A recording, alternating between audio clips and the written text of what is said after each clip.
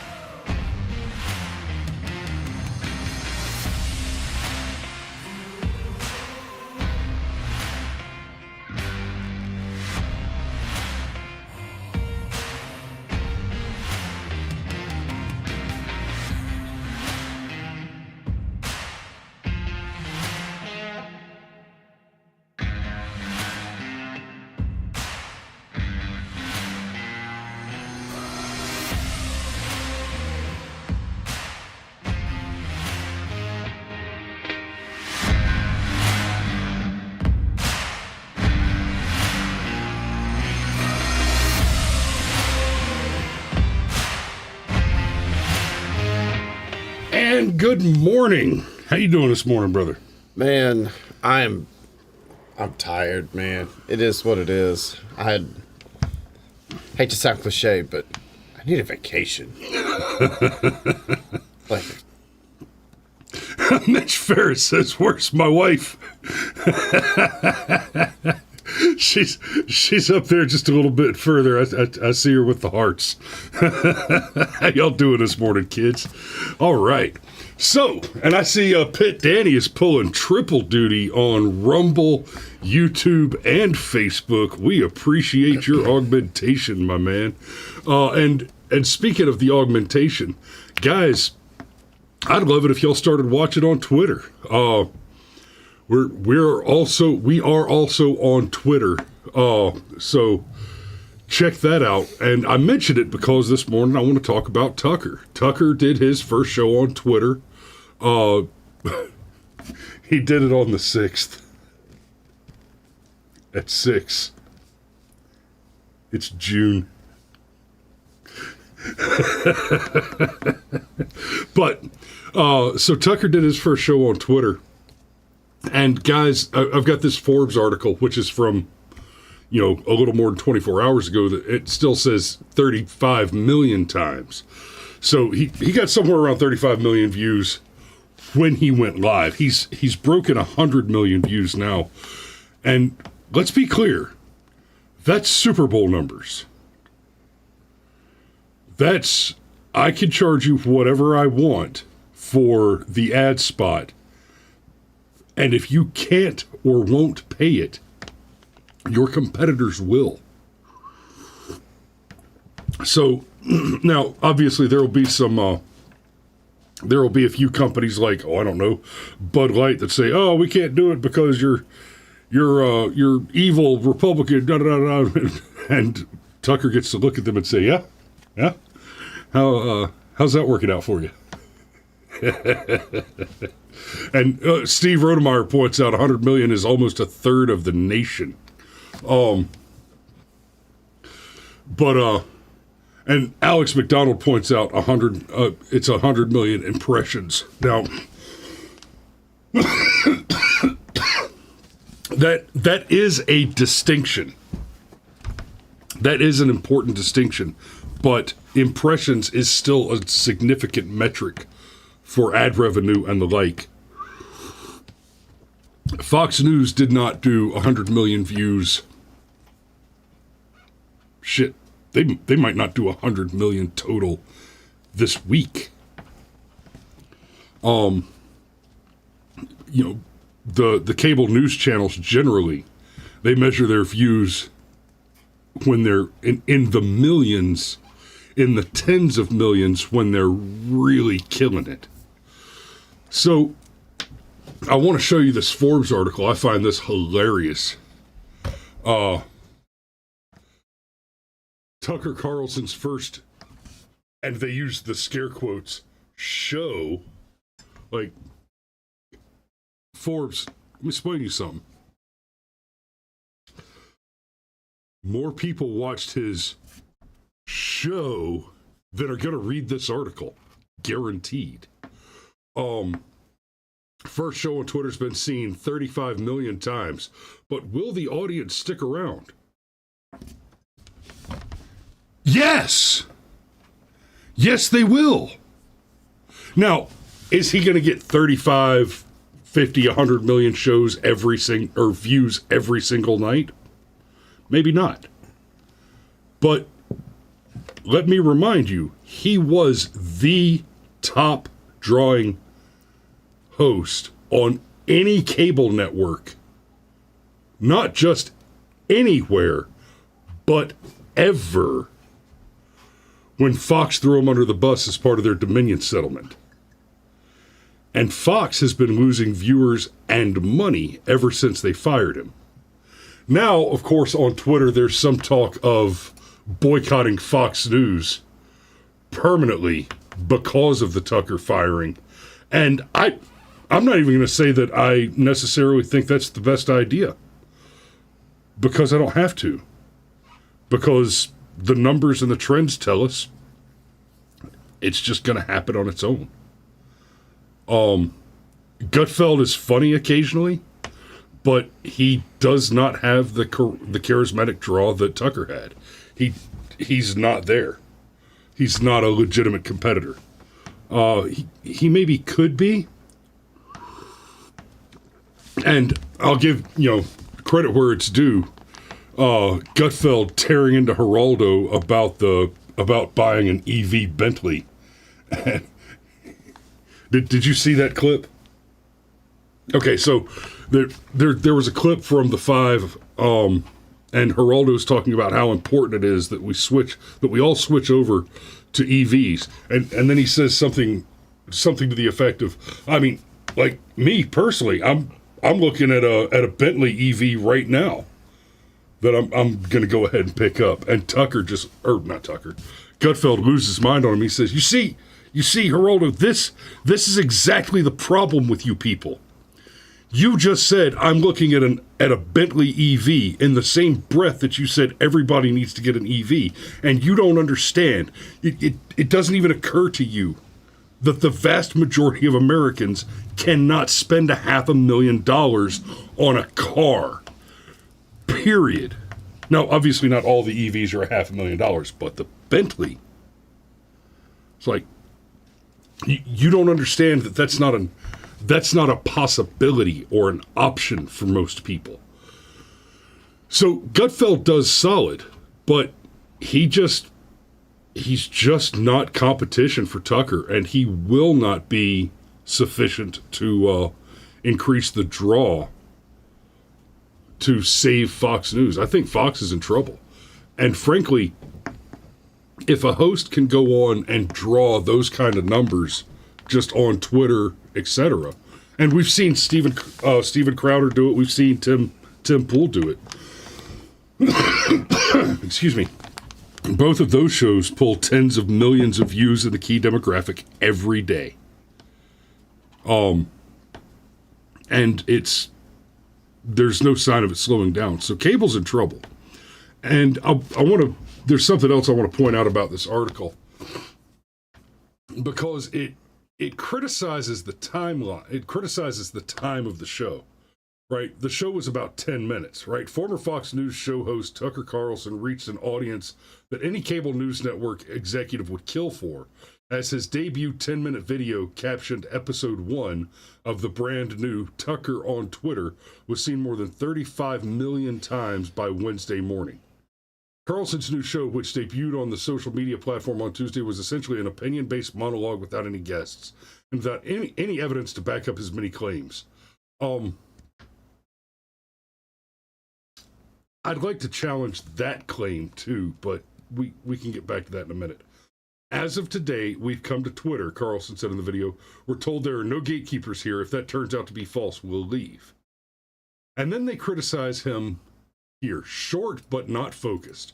The most notable aspect of the new show wasn't actually what Carlson had to say, but rather that he attempted to hit several topics in just over 10 minutes. If you haven't watched the clip, he summarizes several topics. He summarizes briefly the need for him to go to Twitter and the reason that Twitter was a draw for him. The Armenians versus Pride Boys fight in Berkeley. Not Berkeley, Glendale, California.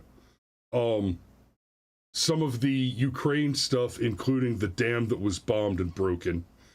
And there was one more that, the whistleblower that has apparently disclosed that we have indeed recovered aliens. What is it? The unidentified anomalous phenomena, which include non-human origin spacecraft, apparently. I haven't had time to get into that as much as I want to, but that's probably going to be the show for Tuesday once I've had time to read through it. Because even if it's totally bullshit, the fact that it's being discussed is fascinating and entertaining. But this here, trying to encapsulate a 40-minute show into just 10 minutes isn't going to work. So Carlson may need to speak to one topic, Malika said. Jason Malika, professional lecturer and program director at American University School of Communication. To repeat the style of his cable news show on Twitter is impossible. Malika, you're a professional lecturer on communication. Let me explain something to you, son, because clearly it has escaped you. My credentials in this area are significantly more developed than yours. And so it's understandable that you might have missed this one key element here.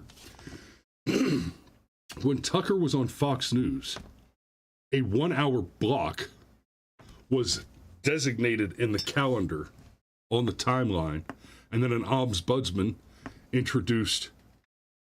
carved out 20 minutes to introduce advertising blocks in there. And Tucker's show started at a time, ended at a time, and took hard commercial breaks at specific times.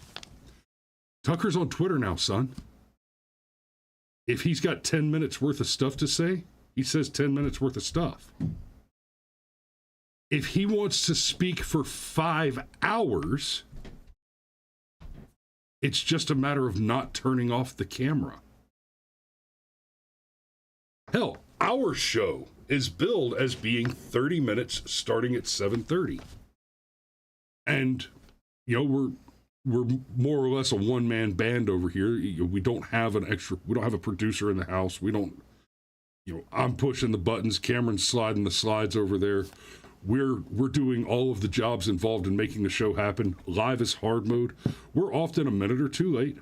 We're occasionally a couple of minutes early. And we frequently run over, sometimes as much as 30 minutes past our intended 30-minute slot.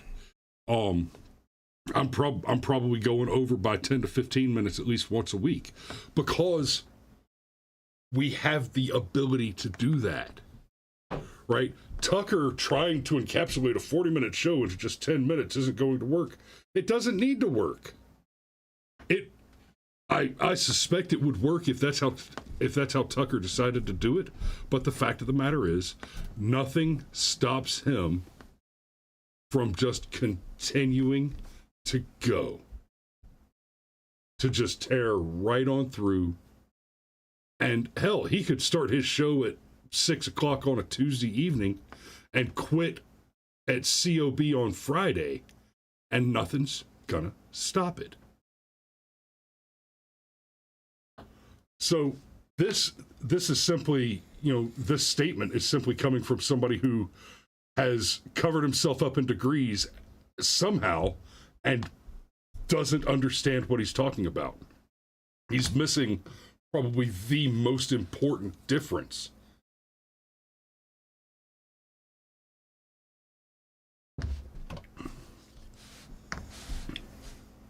I just didn't want to step on you. You had a big head of steam there. So, a couple of things.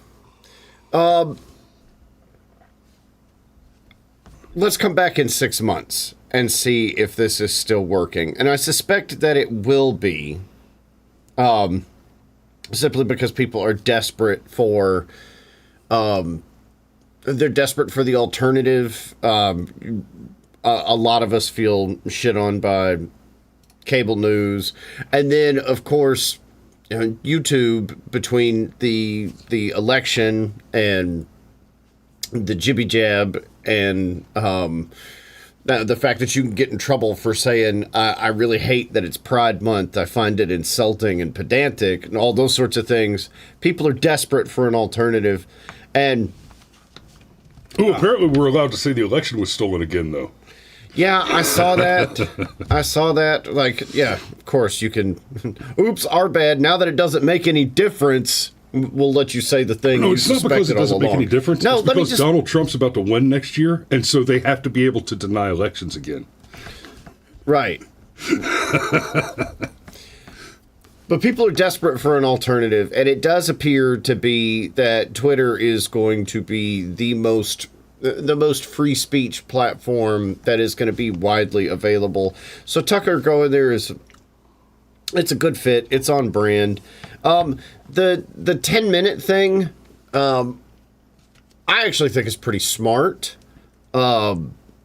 It's not that it needs to go long. Alex made a comment elsewhere in the thread, and this is entirely true. You know, when you've got all these people doing live shows that go for hours and hours, man, you just cannot keep up. There's only 24 hours in a day, and it doesn't matter how much I like your content. If you've got a 2.5 hour thing that you do every day, and I've got something else that I'm trying to get to, I might just skip your 2.5 hour thing. For better or worse, we live in a world of microwaves and TikTok and all that, so that's all fine. The thing that I'm really concerned about is, on the one hand, it would be nice if there was a centralized place where we all agreed things are more or less true if they come from this place. That's also incredibly dangerous. When Elon said that he wanted to launch some kind of a news network on Twitter, he said a thing that really concerned me. Not because I think he has nefarious intentions, but because I think it's an incredibly naive view. But he said, well, you know, I'd like to have a news network on Twitter that's just the facts, it's nonpartisan, there's no bias. And I'm like, bruh, stop. There's no such thing as news without bias. As soon as you choose what story to report and what story to not report, right, you've already shown a bias. Now, some things are obvious, like the Hindenburg. Yeah, that's front page news. Right. But even the fact that I say it's obvious, well, that's my bias showing.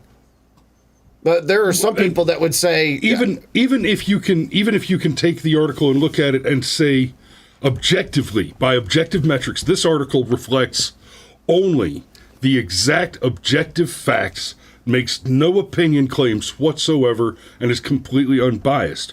Cameron's right.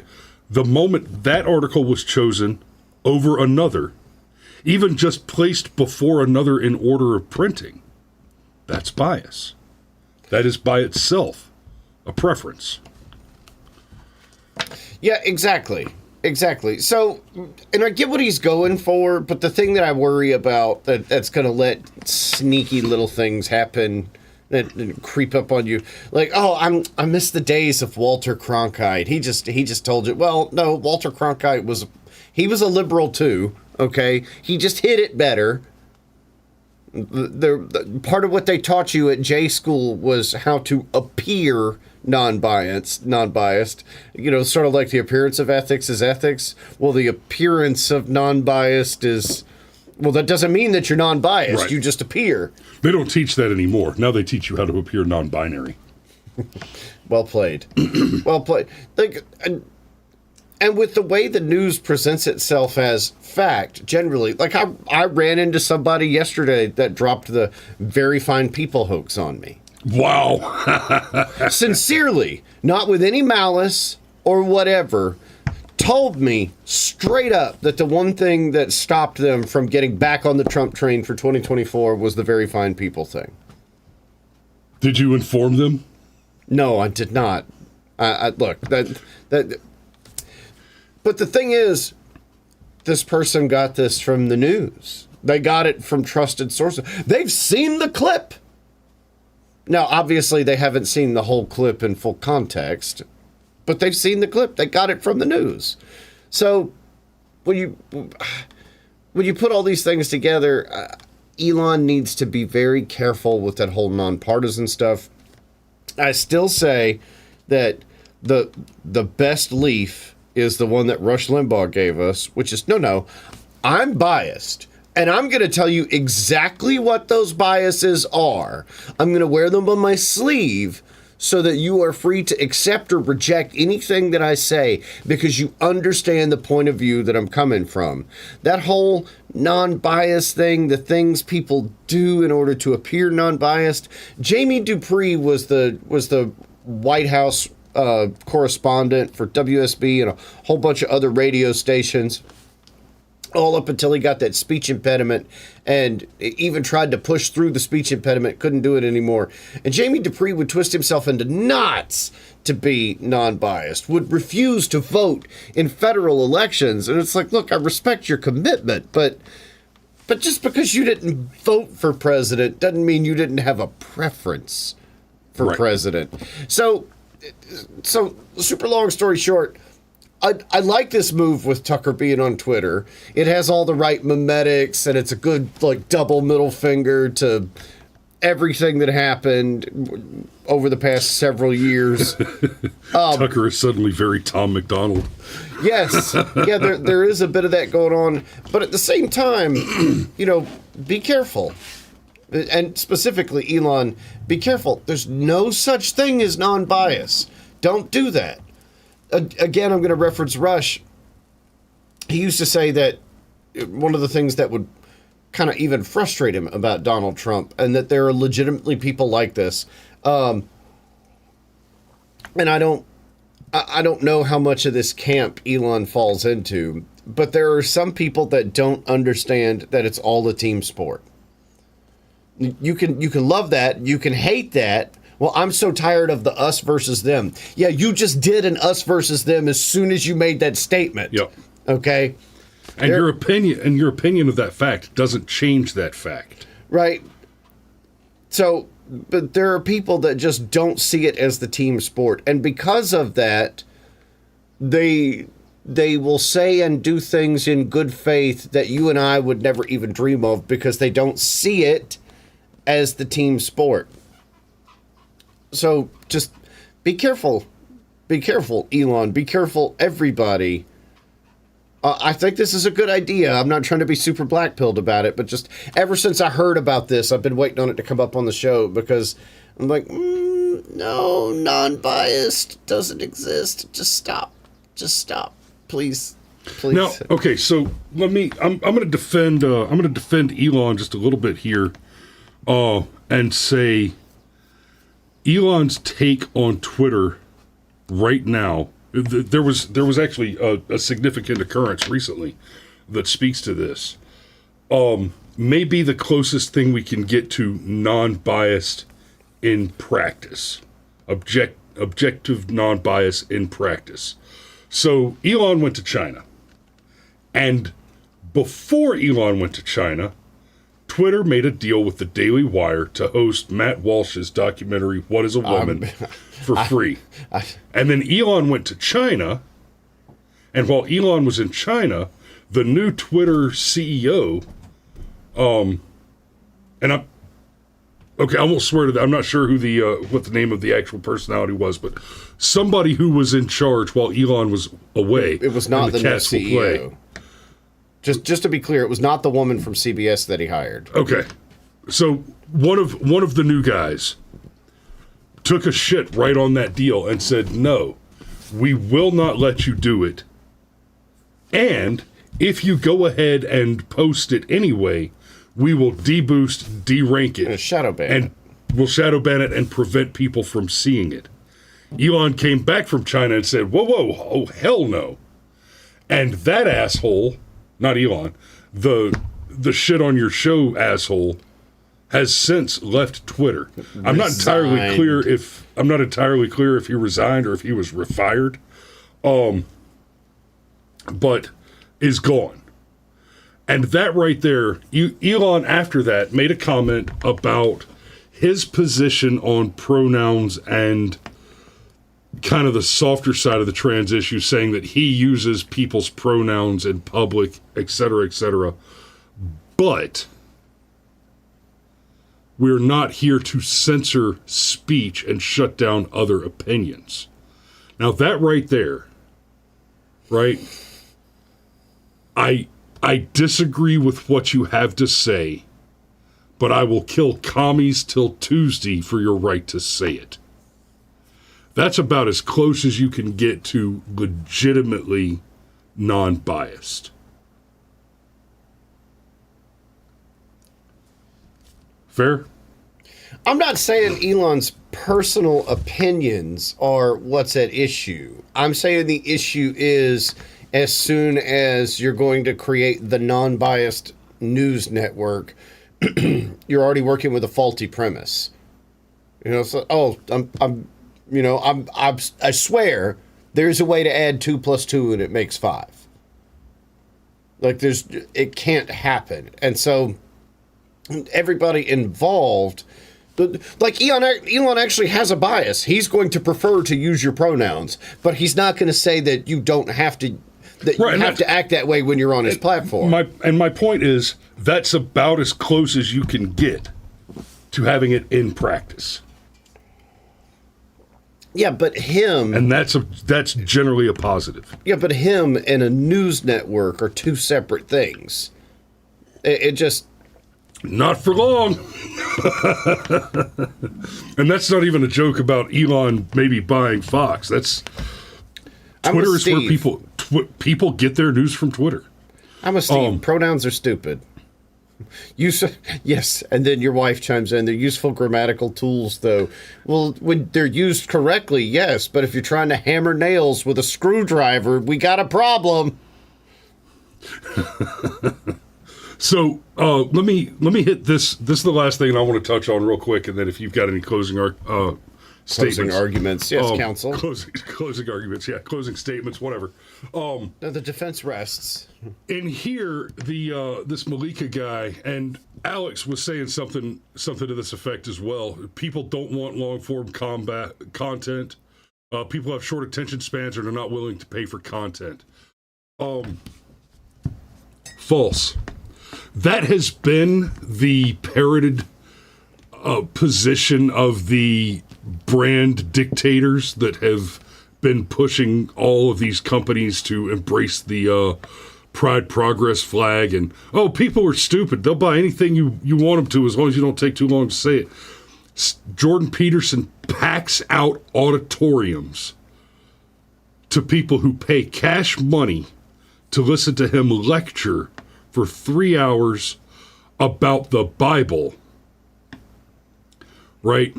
People watch Crowder, right? Alex points out that even Crowder is averaging less than 9,000 people behind a paywall.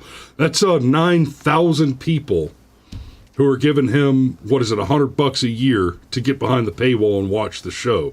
That's not nothing. That's not Tucker's numbers on Twitter. That's not selling advertising numbers.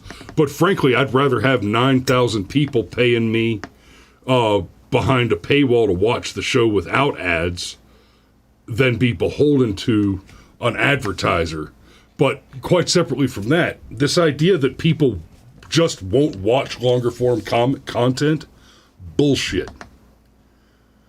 You know more than one person who will sit down and watch 4 or 5 episodes consecutively of a television series on Netflix or Amazon Prime or Disney Plus, Hulu, etc., you have met and are probably guilty of it yourself at least once or twice, binging through a television series, right? Nobody's going to sit down with, habitually, we just won't sit down and watch The Lord of the Rings from beginning to end, because if you get the cut down shortest version possible, then you're committing yourself to like 10 hours of video, right? And that's 3 movies. They're really long movies. Or Back to the Future. That's 3 great films, about 2 hours apiece. But I'm not gonna just sit down in the evening before bed and watch 3 2-hour movies in a row. I'll watch 1 episode of a show. It's only an hour. It ended on a cliffhanger. You know what? It's just 1 more hour. It's just 1 more hour. It's just 1 more hour. And 5 hours later, you've done the same thing as having watched the shows. Look, no, nobody's saying that short attention span trope is a trap. And it's absolutely the case. We're watching people binge long-form content and pay for the privilege. That is what Netflix is. That is what Prime is. Now, nobody's saying that people won't do it, but the Jordan Petersons of the world are rare. And not everybody can make it through an entire 2-hour lecture on a single passage in the Bible. Okay, that's not for everybody. The majority of people, dude, I mean, like, the 10 to 15 minute range seems to be the sweet spot for online content. Look at most videos that you see on YouTube. They're 8 minutes, they're 12 minutes, they're 16 minutes long. They cut them to under 20 minutes on purpose. Mm-hmm. So it's not that nobody will watch a longer form thing, but if Tucker wants to capture the largest audience possible, he needs to keep things short. That is the smart play. He won't lose the people with the long form by going short, but he will lose the people that want it short by going long. All beetles are bugs, but not all bugs are beetles. You're using that wrong. No, I'm not. I did pest control for a long time. But not logic, apparently.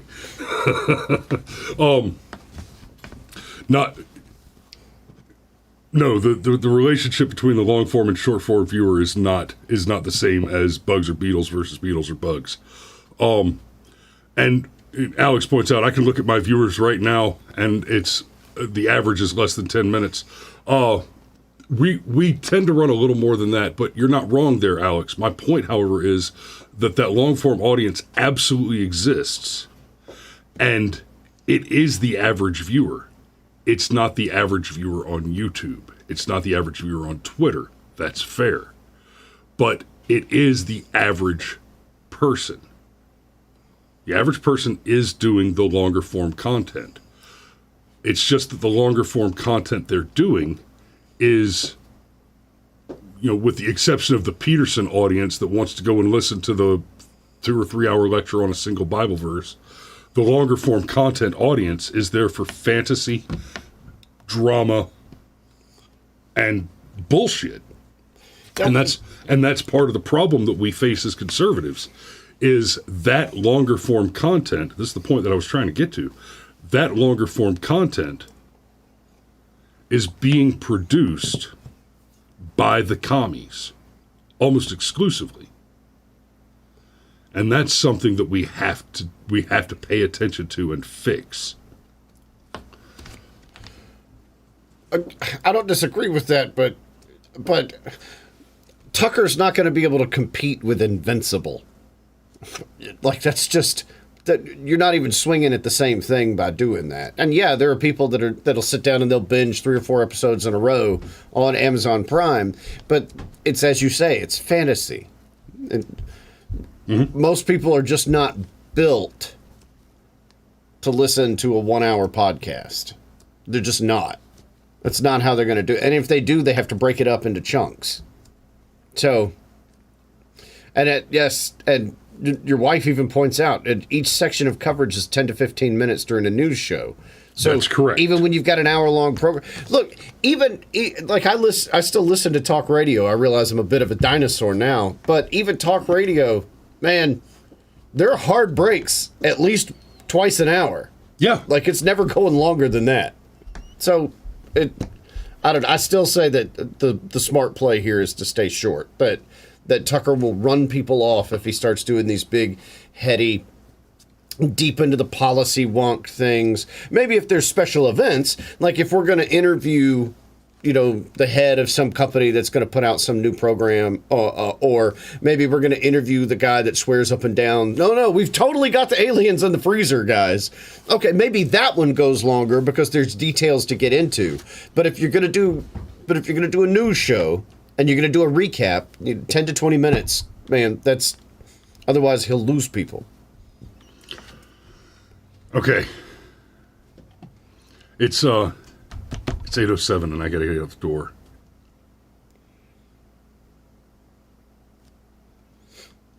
We're gonna have to come back to this. Y'all are missing my point about the fantasy piece. So we'll come back to this. We'll have to come back to this and talk about it later. I gotta get moving. And Alex says if Tucker sticks to a 10-minute format, we'll know soon enough he'll be the first person to try it at his level. And, sort of. We'll have to see what level he's actually at, because his move to Twitter, Alex, he's taking an old audience to a new format. So to say at his level, I think may be a bit of a misnomer. He's walking into a trial where there are no peers for his jury. So we'll have to see how that shakes out as well. So, all right, y'all be safe, and we will see you tomorrow. Oh, and gun stuff tomorrow. We love you. Gun stuff tomorrow.